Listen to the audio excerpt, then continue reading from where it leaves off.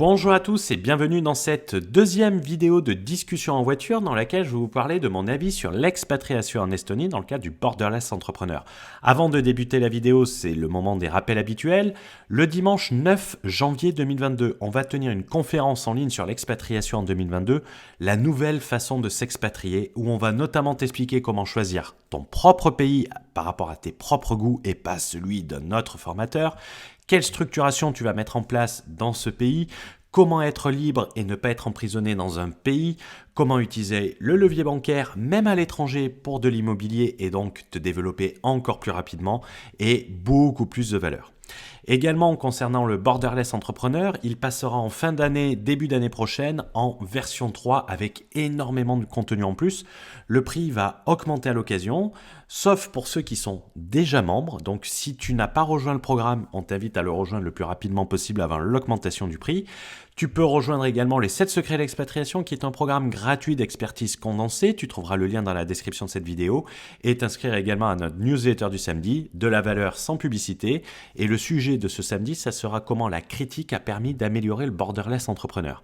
Je te laisse sur cette discussion en voiture. J'espère que tu apprécieras le format qui est un format transparent, pas préparé, pas scripté, où c'est l'échange de valeur en direct. Si c'est le cas, n'hésite pas à laisser un commentaire, n'hésitez pas à mettre un pouce vers le haut, n'hésite pas à t'abonner à la chaîne et de me rejoindre sur nos différents réseaux, y compris notre Telegram avec plus de 1500 membres.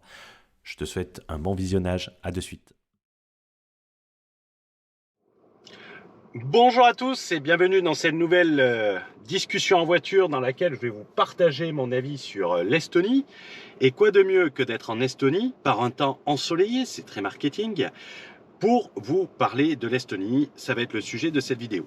Alors, pourquoi d'abord cette vidéo? C'est la question que vous pouvez vous poser. Nous sommes le mardi 23 novembre, si je ne dis pas de bêtises. C'est les premières neiges qui tombent à Tallinn. Il est, même si on dirait qu'il est un peu plus tard, il est midi. La luminosité peut être traître ici. Donc pourquoi cette vidéo? Tout simplement parce qu'elle nous a été demandée indirectement sur YouTube. Il faut savoir qu'il y a quoi? Il y a 2 semaines, on avait sorti une vidéo où s'expatrier en 2022. On vous mettra le lien de la vidéo pour ceux que ça intéresse. Et dans cette vidéo, tout simplement, je disais que effectivement l'Estonie c'était le plus simple, mais par contre que je détestais l'Estonie. J'avais demandé si les gens voulaient que je leur fasse un retour sur l'Estonie dans les commentaires. Et à ma grande surprise, c'est un sujet qui intéresse beaucoup de gens. Donc j'ai décidé de faire ce retour.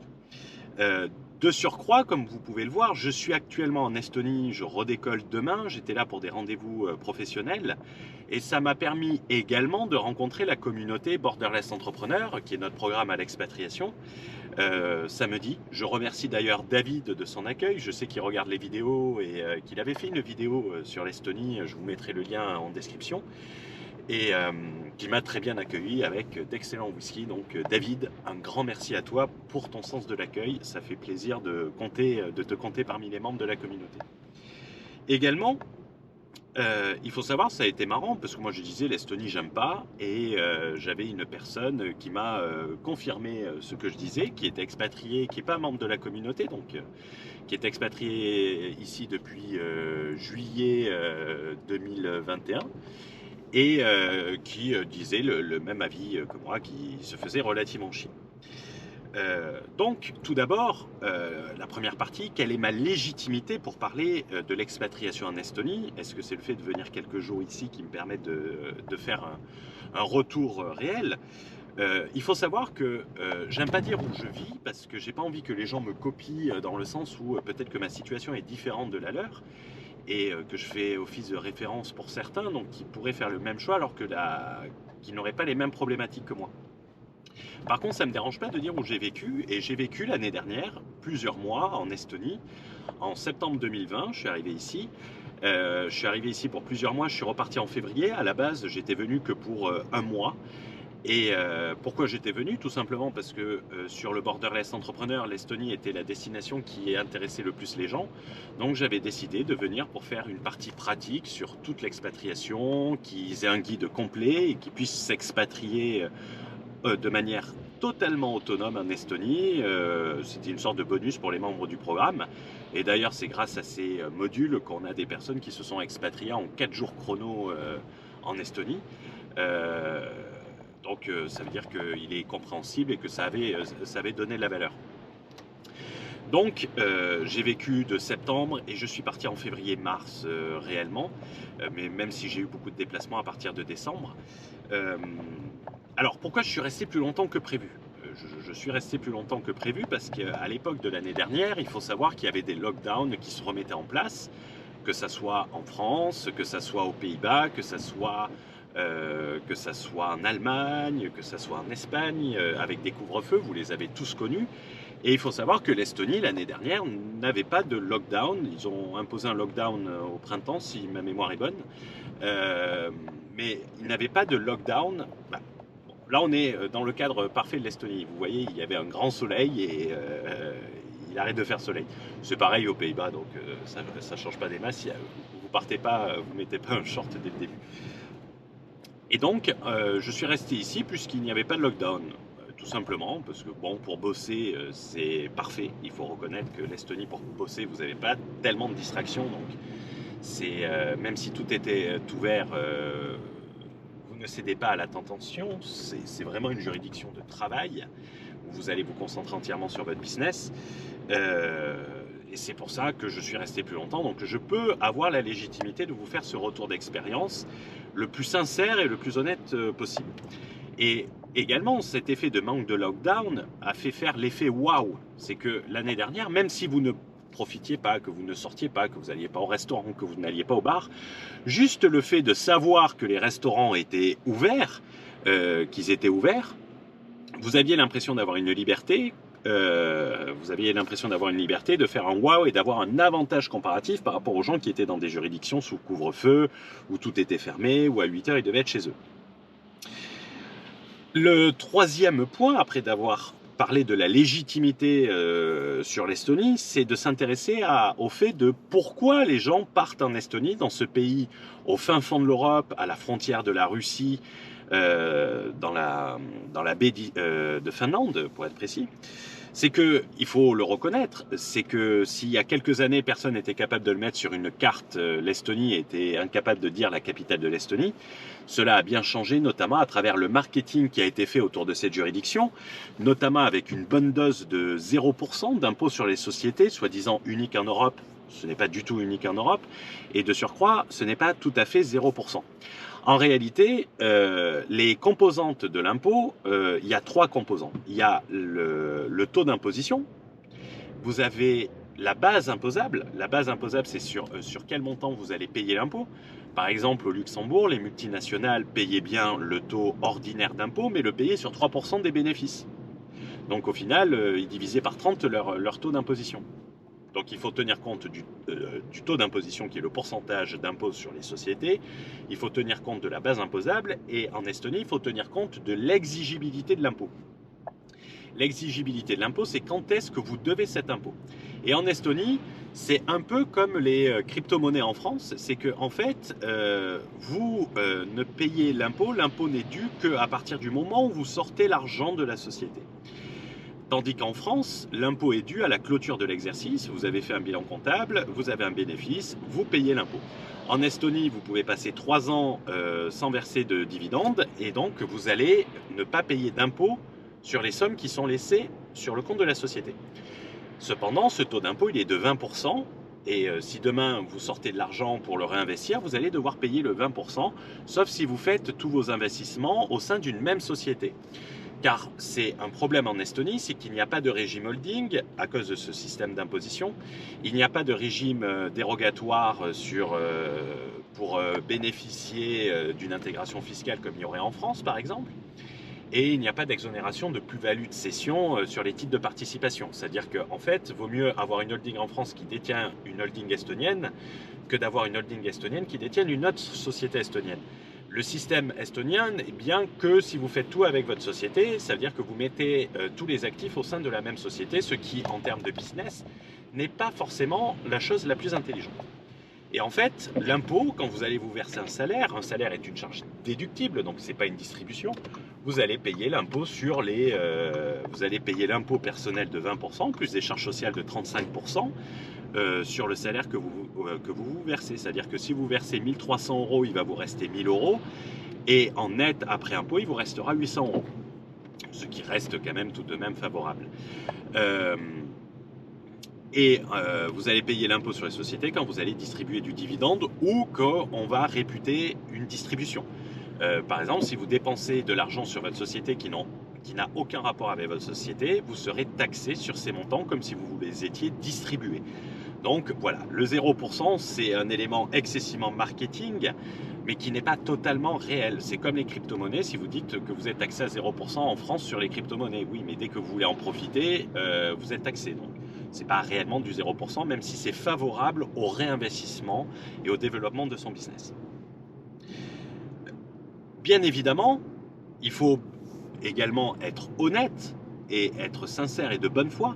Là, les impôts ne sont pas l'unique raison pour laquelle les personnes s'expatrient en Estonie. Et je peux vous le dire, j'étais avec des personnes, je leur ai posé la question ce week-end. C'est également la simplicité de l'Estonie. La simplicité de l'Estonie, l'Estonie est un paradis bureaucratique ultra digitalisé. C'est-à-dire que vous n'avez aucun papier, aucune paperasse, tout est rapide, tout est facile, à condition que la personne parle anglais, bien évidemment, et que vous parliez anglais. C'est super simple. Il y a une énorme facilité, vous pouvez tout faire vous-même, comme je l'ai dit, avec les membres du Borderless Entrepreneur, ils sont capables de s'expatrier par eux-mêmes sans avoir recours à une assistance locale sur place. Et ensuite, au-delà de cet effet de simplicité, il y a également l'effet mode, qu'on soit d'accord, l'effet mode sur YouTube, sur Internet. C'est un peu comme le coronavirus, il y a un coefficient de reproduction d'une idée. Alors, on avait parlé des LLC à 0%, en disant que c'était comme le Covid avec un pays à fiscalité territoriale. Ça a été compris par tout le monde, alors que ce n'est pas le cas, y compris à Malte. On a eu l'exemple d'un membre qui est allé voir un avocat et qui lui a dit, je ne sais pas qui c'est qui vous a dit cette connerie, mais la LLC plus une résidence nom d'homme, c'est la pire des formes à faire. Ah oui, mais tout le monde le disait, oui, mais tout le monde ne le savait pas. Donc la reproduction d'une mauvaise idée sur Internet ou d'une bonne idée est très rapide. Et en fait, l'effet mode, on l'a vu également dans le Borderless Entrepreneur. On l'a vu dans le Borderless Entrepreneur car on a eu des gens qui ont fait des témoignages sur l'Estonie. Et automatiquement, les gens ont eu envie d'aller en Estonie. Vu que d'autres personnes avaient envie d'aller en Estonie, il y a également d'autres personnes qui sont allées. Et je fais une petite anecdote et un petit coucou à Michael qui rêvait d'aller en Estonie, qui a eu son départ décalé et où sa petite sœur est allée en Estonie. Et aujourd'hui, il n'a plus envie d'aller en Estonie, le mec. Donc, vous voyez, il y a ce sentiment, oui, on a envie de faire comme les autres. Si les autres le font, c'est que c'est bien. Et le tout couplé à un effet démultiplicateur marketing, c'est que sur Internet, vous allez trouver beaucoup d'avis sur l'expatriation en Estonie qui sont proposés par des gens qui vendent des services d'expatriation. Je pense notamment, sans le citer, à Maxence Rigotier, qui fait beaucoup de retours d'expérience sur l'Estonie. Mais il faut rappeler une chose, c'est que lui, il vend l'Estonie, donc il a un avantage indéniable à faire intervenir que des gens qui aiment l'Estonie et de surcroît à guider un peu les questions-réponses pour donner envie aux gens. S'il y a une personne qui dit sur sa chaîne « Ouais, l'Estonie c'est vraiment de la merde, c'est beaucoup mieux à l'étranger », il ne vendra plus ces trucs à l'Estonie. Donc cet effet marketing qui va vous mettre en avant que les avantages et qui va vous occulter volontairement ou non les inconvénients. Et également au dernier rang des éléments qui peuvent pousser à une expatriation et qu'il faut reconnaître en Estonie, c'est la sécurité. Tallinn est une ville excessivement sécure, vous sentez en sécurité, vous ne sentez pas en insécurité. Je sais que pour certaines personnes, c'est un élément excessivement important. Maintenant que cette troisième partie est terminée, et le but de le faire en voiture, c'est que ça soit le plus sincère possible. Je ne peux pas lire des notes tout en conduisant, et en même temps, ça vous fait découvrir Tallinn. Là, on va passer dans la vieille ville. Mon avis sur l'Estonie, c'est tout d'abord, effectivement, l'Estonie représente quelque chose de très avantageux. J'aurais dû prendre mes lunettes de soleil. Elle représente quelque chose d'excessivement avantageux, mais cependant, pour moi, elle a des inconvénients qui sont plus importants. Et surtout, les avantages qu'elle va avoir, et je vais vous expliquer ce que je veux dire par là, les avantages qu'elle va avoir peuvent être largement obtenus contre quelques centaines d'euros dans d'autres pays.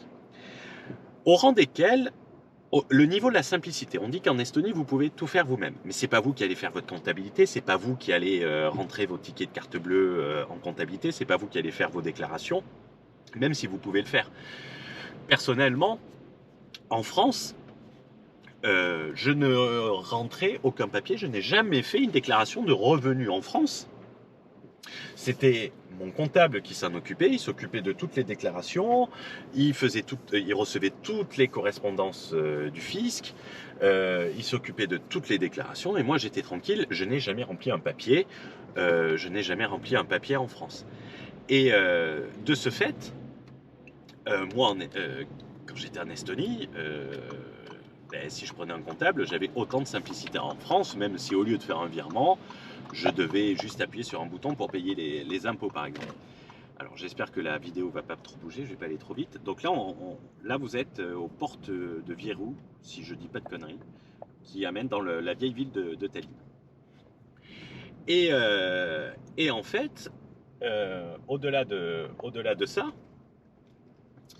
cette simplicité, oui, vous allez l'avoir dans d'autres pays.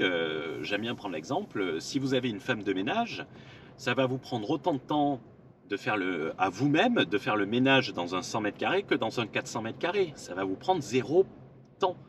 Parce que votre énergie, vaut mieux la mettre à autre chose que faire des déclarations d'impôts. Et peut-être que vous pourrez faire une connerie. Donc moi, je préfère le laisser à des pros, même si je suis largement capable de m'en occuper tout seul. Donc ce niveau de simplicité, vous pouvez l'avoir dans tous les pays, y compris en France, contre quelques centaines d'euros. Au niveau de la taxation, comme on a vu, ce n'est pas un impôt de 0%, c'est un impôt qui est différé. C'est-à-dire qu'il va être soumis à un différement d'impôt et on va attendre que vous distribuez les sommes pour les imposer. Ça existe dans d'autres pays. La question est de savoir si ce pays est plus plaisant. Il y a exactement le même système. Après, il va y avoir des pays où l'imposition va être relativement supportable. En étant supportable, c'est savoir à quel point ça devient insupportable. Par exemple, on va sortir 4 juridictions dans le borderless entrepreneur. La juridiction 1, c'est vous pourrez avoir les mêmes avantages que l'Estonie très facilement et payer peut-être 200 euros par an, 300 euros par an pour avoir le même niveau de simplicité. Dans la juridiction 2, vous allez avoir un taux d'impôt personnel plus au niveau de la société à 26%. 26%, ça veut dire que, contrairement à la France, en France, vous avez 26% d'imposition sur la société, et ensuite vous avez 30% si vous versez des dividendes. On va rentrer dans la vieille vie, ça vous fera une petite balade. Donc, c'est largement soutenable. En Estonie, c'est 20%. Là-bas, c'est 26%. C'est 6 points de plus. Par contre, vous avez des régimes holding, vous avez des banques, vous avez des exonérations de plus-value sur titre. Ça permet vraiment de se structurer. Vous avez des banques internationales pour vous développer et on va parler des banques un peu plus longtemps. Donc, vous payez un peu plus d'impôts, mais en contrepartie, vous pouvez faire, selon moi, beaucoup plus. Donc, au final, le niveau d'impôt est largement compensé par le reste. Donc, en gros, on voit que les avantages principaux de l'Estonie, déjà, on peut les avoir dans d'autres pays et que pour quelques centaines d'euros, vous pouvez les avoir quasiment dans tous les pays. Donc au final, l'Estonie n'a de l'avantage que si on le compare à la France. Et c'est ce que font les marketeurs. C'est sûr, si vous le comparez à la France, oui, c'est vraiment avantageux. Mais lorsque vous parlez d'expatriation, il faut comparer les solutions qui s'offrent à vous en matière d'expatriation, à ce que vous pouvez avoir dans d'autres pays. Donc, par rapport à d'autres pays, je ne vois pas un avantage indéniable de l'Estonie par rapport aux inconvénients qu'elle va avoir sur lesquels je vais venir. Les inconvénients de l'Estonie, selon moi, premièrement, au rang desquels je vais mettre une vie nocturne, une vie dynamique inexistante. Quand vous bossez toute la semaine, vous aimez bien peut-être aller, je vais laisser passer la voiture derrière, j'ai aucune idée du rendu vidéo. Allez, passe. J'ai aucune. Il n'y a aucune vie nocturne, c'est pas festif, les restaurants, c'est pas dynamique, c'est, y a rien quoi, c'est ville morte quoi, quasiment. Les jeunes, la spécialité, c'est le Botellion à l'espagnol, c'est-à-dire d'aller picoler dans un parc public avec une enceinte Beats pour faire la fête. C'est excessivement froid, les restaurants sont ultra chers, la bouffe par rapport à la qualité, hein, vous payez un restaurant, vous arrivez facilement à 100 balles à deux personnes sans faire d'excès pour une qualité moyenne. Les gens sont excessivement froids, ils sont pas liants. C'est pas une mentalité slave, hein, c'est une mentalité nordique. Hein. C'est beaucoup plus proche de la Finlande en termes de mentalité que de la Russie ou d'autres pays. Et, euh, et ça, c'est bien le problème. C'est bien le problème parce que ça ferait passer un néerlandais pour quelqu'un de très liant et de très attachant. Alors que les néerlandais, quand j'étais arrivé aux Pays-Bas, je me dis putain, qu'est-ce qu'ils sont froids, qu'est-ce que c'est désagréable. C'est vraiment, vous allez vous sentir seul. Vous allez vous sentir seul. Putain, en parlant de néerlandais, il y a un néerlandais ici. On se demande ce qu'il est venu faire. Également, c'est une ville qui n'est pas tournée du tout vers les expats. Qu'est-ce que je veux dire par là? C'est une ville qui n'est pas multiculturelle. Alors effectivement, quelquefois le multiculturalisme a des défauts. Ici, c'est une ville qui est tournée vers le local, vers les personnes locales. Ça veut dire que en tant qu'expatrié, vous n'allez rien trouver d'autres villes. Euh, Comme je l'ai dit, les restaurants sont chers et pas bons. Le service est excessivement décevant, c'est-à-dire vous arrivez dans un bon restaurant, c'est limite vous qui devez, c'est limite si vous ne devez pas faire la cuisine vous-même, j'exagère bien évidemment, mais par exemple on ne vous prend pas votre manteau, on ne fait pas ça, merci. Euh, donc c'est chiant, l'alcool est hors de prix, la Corona c'est 2,10 € à l'unité ici, donc ça fait mal. Le moindre vin buvable il est à 22 € alors que je le payais à la grande épicerie à Paris 9,80 €. La grande épicerie, pour ceux qui ne connaissent pas, c'est une épicerie qui est détenue par LVMH, donc c'est pas le Lidl, et c'était pas réputé pour les prix abordables. Vous payez ici 22 €, donc c'est quand même ultra limité. Et également, vous allez avoir ici, de ce fait que ça ne soit pas tourné vers l'expatrié et vers des personnes pour faire venir des expatriés, c'est que le réseau que vous allez vous faire ici vont être des réseaux dans votre domaine de compétences, qui va être principalement Internet. Les expatriés ici, ils sont sur Internet.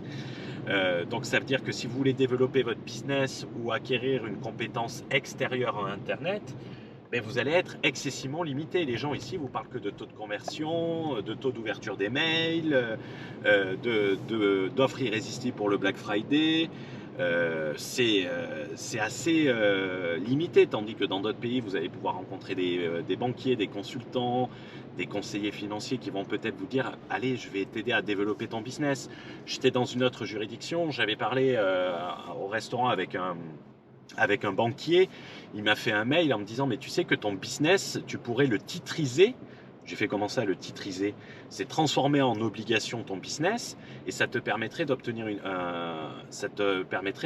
un avantage fiscal et une flat tax aux alentours au maximum à 24% IS plus IR compris, au lieu des 20% d'impôts plus 30% d'impôts personnels. Ah, j'ai fait putain, vous voyez, vous rencontrez des gens qui vont vous aider, qui vont vous permettre de vous développer. Concernant les banques, c'est important, je parlais du banquier, ça fait une parfaite transition pour les banques en Estonie. Les banques en Estonie, au rang desquelles LHV, Swedbank, SEB, c'est les principales banques. Après, vous avez Citadel, Big Bank, qui sont là aussi. C'est des banques où vous allez ouvrir des comptes ultra facilement. C'est-à-dire que vous arrivez, vous ouvrez votre compte et vous partez avec votre IBAN. C'est ultra rapide, donc contrairement à certaines juridictions, vous n'avez pas besoin de passer 2 semaines, 3 semaines sur un processus d'onboarding bancaire qui peut être chiant. C'est ultra rapide. Ça, c'est vraiment ultra pratique. Mais en contrepartie, j'ai envie de dire, ça ne va pas vous ralentir, vous accélérer le business parce que vous ouvrez par exemple moi je recommande les fintech pour commencer, un Stripe, un Revolut, un Wise, un Revolut, ça s'ouvre ultra rapidement. Et en s'ouvrant ultra rapidement, le temps d'ouvrir une vraie banque, vous pouvez utiliser les fintechs largement. Donc c'est pas trop gênant en soi, mais c'est quand même un sacré avantage. Lorsqu'on va sur les banques, il faut savoir que le crédit immobilier là-bas, c'est quasiment 4% sur 25 ans. Donc c'est super élevé. Et il faut savoir également qu'ils vont être frileux de vous prêter si vous n'avez pas le statut de résident permanent. Ça, pareil, les gens n'en parlent pas trop. Le statut de résident permanent, c'est le statut que vous allez obtenir au bout de 5 ans de résidence en Estonie.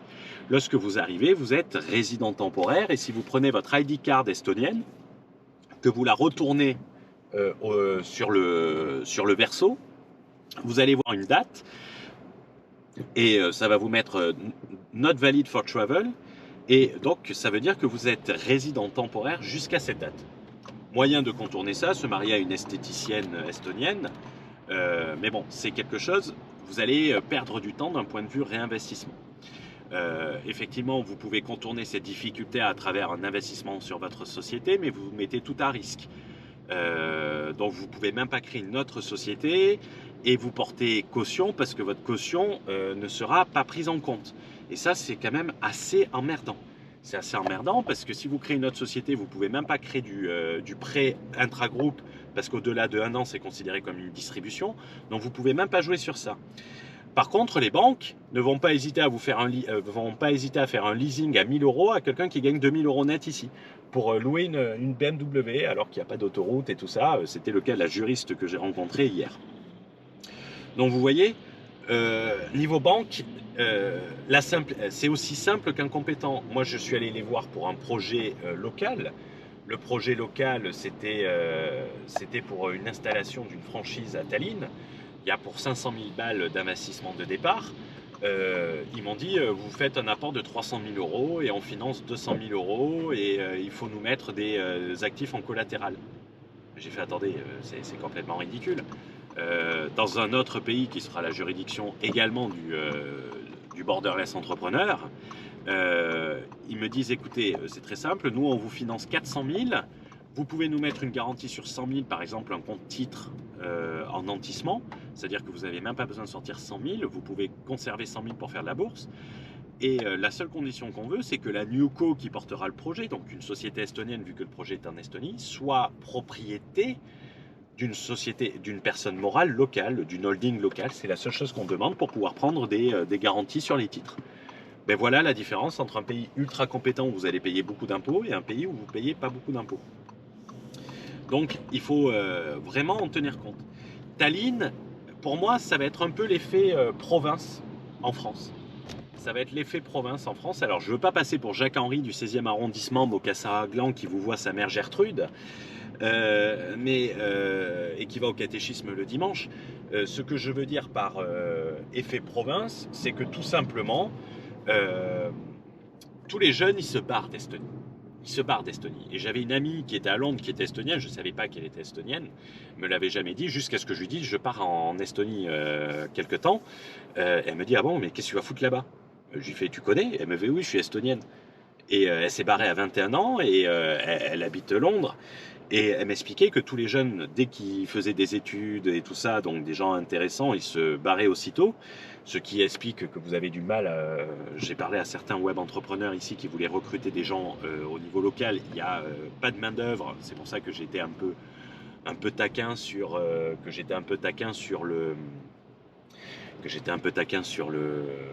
comment dire, sur l'esthéticienne estonienne. Mais par exemple, il y avait des entrepreneurs, je tairai leur nom par confidentialité, qui avaient engagé une responsable. La responsable s'était barrée avec les clés, elle avait tapé un caca nerveux, elle avait pété un câble, et tout ça 3 jours après avoir été recrutée, quoi. Donc une folle. Bon, on peut les avoir aussi en France, mais c'est quelque chose à prendre en compte. Et c'est également peut-être pour ça que la population d'Estonie ne fait que décroître. La population d'Estonie en 2021, fin 2021, donc limite 2022, c'est 1,3 million d'habitants. Les études statistiques estoniennes prévoient qu'en 2030, elle sera de 1,1 million d'habitants, ce qui fait qu'elle va perdre quasiment 20% de sa population. Donc si l'Estonie est si bien que ça, Si elle est si favorable que ça pour le business, ça devrait attirer tellement de personnes, tellement d'entreprises, tellement d'emplois que la population devrait croître. Non, elle décroît. Elle décroît parce que les gens préfèrent partir de l'Estonie. Donc c'est important également de se poser les bonnes questions et de se dire que peut-être s'ils mettent des régimes aussi favorables, c'est pas suffisant pour attirer des entreprises, des emplois, même si vous avez des grosses entreprises qui sont d'origine estonienne, au rang desquelles Bolt, au rang desquelles Skype, mais qui ne sont plus, qui ne sont plus du tout ici, qui ne sont plus du tout ici en ce moment. Donc en réalité, ah, ça a cartonné là-bas. Comment ils ont fait leur compte sur une ligne droite?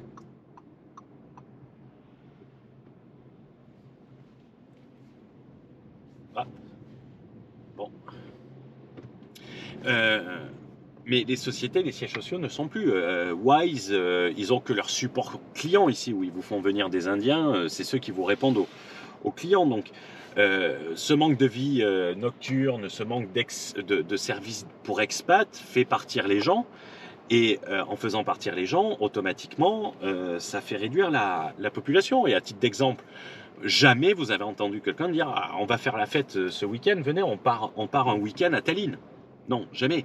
Mais vous n'allez pas organiser un enterrement de vie de jeune garçon en Estonie. Vous allez aller à Kiev, vous allez aller à Budapest, vous allez aller à Varsovie, vous allez aller à Vienne ou encore à Prague, mais pas à Tallinn.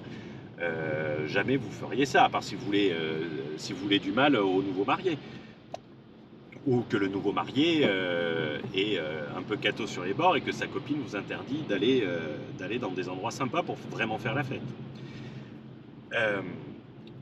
Et quand on a dit tout ça, on comprend, et on le voit également à travers le Borderless Entrepreneur, c'est qu'il y a des personnes qui adorent l'Estonie. Et ces personnes qui adorent l'Estonie, quand on les compare, c'est des gens qui ont entre 35 et 46 ans, des gens qui sont en couple, des gens qui sont en famille. Et lorsque vous regardez avec un peu plus d'attention les gens qui sont expatriés ici et qui vous recommandent de l'expatriation à Tallinn, ils sont tous en couple. Ils sont tous en couple. Le frère de Maxence Rigotier, qui était le premier à être venu ici, il était en couple. Maxence Rigotier, il est en couple, si je dis pas de conneries. Si tu regardes mes vidéos, n'hésite pas à mettre en commentaire pour confirmer ou infirmer. Il est en couple. Il me semble que Romain Armato, dont je sais qu'il regarde les vidéos, est en couple également et qui aide les gens à investir justement dans l'immobilier. Donc c'est important à prendre en compte. Mais l'Estonie pour les jeunes, de moins de 35 ans on va dire, dans lesquels je m'inclus parce que j'ai moins de 35 ans, et j'ai 25 ans, quelquefois 20 ans d'âge mental. L'Estonie pour les jeunes, c'est vraiment le trou du cul du monde. Alors certes, vous allez entendre des avis de jeunes qui disent que l'Estonie c'est génial, mais c'est un peu l'effet jacuzzi. Qu'est-ce que je veux dire par effet jacuzzi? C'est que les gens, ils vivaient dans un studio à Bobigny de 13 mètres carrés, ils se sont mis à gagner de l'argent sur Internet, ils sont passés à un appartement de 80 mètres carrés, pour certains à gagner 40 000 euros par mois. Donc effectivement, ils ont eu un changement de vie qui s'est opéré lorsqu'ils sont arrivés en Estonie où ils ont commencé à profiter de cet argent. Donc effectivement, oui, c'est un peu comme si vous passiez de la mer Baltique à 5 degrés à une piscine à 20 degrés.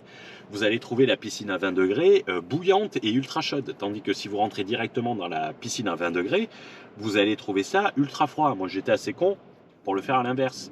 J'ai fait de la natation ces 2 dernières semaines. J'allais dans un bac, ils appelaient ça des piscines de relaxation à 35 degrés pour aller ensuite faire mes brasses et ma session de sport dans une piscine à 27 degrés. Quand je rentrais dans la piscine, j'avais l'impression qu'elle était à 15 degrés et je poussais des petits cris de tapette aussi virils que ridicules parce que j'avais du mal à rentrer dans la piscine alors qu'elle était à 27 degrés. Mais c'est un peu normal, j'étais dans un truc à 35 degrés avant. Donc c'est la petite anecdote de la vidéo qui vous fera sans doute très rire et on pourrait vous foutre de ma gueule sur ça. Ah c'est joli avec le décor. Donc c'est important de se dire que les gens qui vont faire un retour, c'est pas l'expatriation qui a changé leur vie. S'ils étaient restés, y compris en France, avec leur niveau de revenu, ils auraient kiffé la France. Alors, tu te promènes avec un booster pour démarrer une voiture électrique, bonne chance. La Tesla, ça va pas être facile. Euh, donc ça, c'est quelque chose à prendre en compte. C'est de dire que les gens, ils n'ont pas pu profiter de leur argent dans d'autres pays que leur premier pays d'expatriation. Donc je pense notamment à Tonio, dont son interview est disponible sur Internet, qui était manutentionnaire chez Leclerc, qui bossait 8 heures par jour et, pour 1 200 € et qui est passé le premier mois à plus de 50 000 € de bénéfices. Il s'est expatrié aussitôt en Estonie. C'est normal que sa vie en Estonie lui ait paru exceptionnelle. C'est l'effet jacuzzi. Donc je vous mettrai l'interview de Tonio s'il est toujours sur Internet et si vous l'avez vu, n'hésitez pas à le dire dans les commentaires. Donc effectivement, ils vivent dans un meilleur logement, ils vont au restaurant au lieu de se serrer la ceinture tous les mois, ils n'ont plus besoin de se restreindre et ils peuvent profiter parfaitement, ils ont du temps pour eux, c'est normal. Donc il est temps pour moi de conclure un peu sur cette vidéo parce que sinon elle va être trop longue, on va faire quasiment 40 minutes. Alors je vais essayer de couper quelques parties où je me répète, où je dis rien et où je commente le dépanneur qui essaie de démarrer une Tesla alors que c'est une voiture électrique avec des câbles. L'Estonie, même si tu ne dois pas y être 6 mois et 1 jour, d'accord? Alors attention, hein, 6 mois et 1 jour, je suis sur d'autres communautés en même temps et je vois toutes les conneries que font les gens. Ne vous amusez pas à passer 6 mois et 1 jour si vous ne connaissez pas les règles de comment blinder votre résidence fiscale. Ça nous prend 3 heures à expliquer dans le programme. On va mettre... tu me laisses passer, toi? Quel connard! Et le mec, il serrait même pas totalement à gauche. Putain, je sais plus où est l'hôtel. Oh, je vais être ultra synchronisé. Si vous êtes pas obligé d'y passer 6 mois et 1 jour, mais vous allez être cependant obligé d'y passer un peu de temps. Donc autant être dans une juridiction dans laquelle vous allez avoir du plaisir à y aller, où vous allez rencontrer des gens intéressants, vous allez rencontrer des nanas. Les nanas en Estonie, on vous dit que c'est le pays où il y a le plus de mannequins par habitant, mais c'est également le pays où il y a le plus de coincés par nana et par habitant. Mentalité du Nord, assez détestable. Ah ouais, c'est pas Gary la rue. Je vais essayer de ne pas écraser. Non, je vais rien dire, parce que sinon, c'est la prochaine. Donc automatiquement, vous allez devoir y passer du temps, donc autant être dans un endroit où vous allez vous amuser un minimum. Rappelez-vous... Ah putain, c'est pas celle-là encore. Rappelez-vous une chose. C'est que des opportunités de business, vous en aurez une infinité. Vous pourrez toujours gagner plus d'argent, ce qui compensera largement les impôts. Par contre, une jeunesse, une vie, vous allez en avoir qu'une seule. Alors, si vous allez dans un pays uniquement pour des impôts, dans un pays où vous allez vous faire chier comme un rat mort, ouais, c'est là, voilà, je vais me garer devant. C'est magnifique. Je vais me mettre dans la rue, ça va être plus simple. Parce qu'ils vont me mettre un petit panneau. Voilà.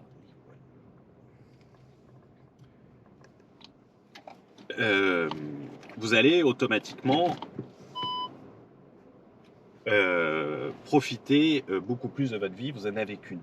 Donc si je peux conclure, vous avez qu'une jeunesse, vous avez des infinités de business à développer, vous avez une infinité d'argent à gagner. Allez dans un endroit où vous allez avoir des avantages et où vous allez pouvoir profiter. Car, et ça sera le mot de conclusion, car il n'est de bonne compagnie que celle qui se quitte, on ne va pas se mentir, si les gens y vont en Estonie, c'est qu'on leur dit d'aller en Estonie. Ils y vont pas avec une grande conviction, mais c'est surtout qu'ils ne savent pas qu'il y a des endroits qui peuvent permettre les mêmes avantages et être beaucoup plus agréable à vivre, beaucoup plus sympa et dans lequel ils vont profiter beaucoup plus de leur vie. Et une vie, on n'en a qu'une, des business, on en a une infinité. Je vous remercie pour cette vidéo, de votre présence. Si vous avez regardé jusqu'au bout, n'hésitez pas à laisser un like. Si tu es en Estonie, n'hésite pas à partager ton commentaire. Hein. Je ne dis pas que mon avis est l'essentiel, mais moi je dis, je partage mon avis tel qu'il est. Et je me ferai un plaisir de lire tous les commentaires et de leur répondre à chacun. Je vous souhaite une bonne journée, une bonne soirée, et on se retrouve dans une prochaine vidéo. Ciao, ciao!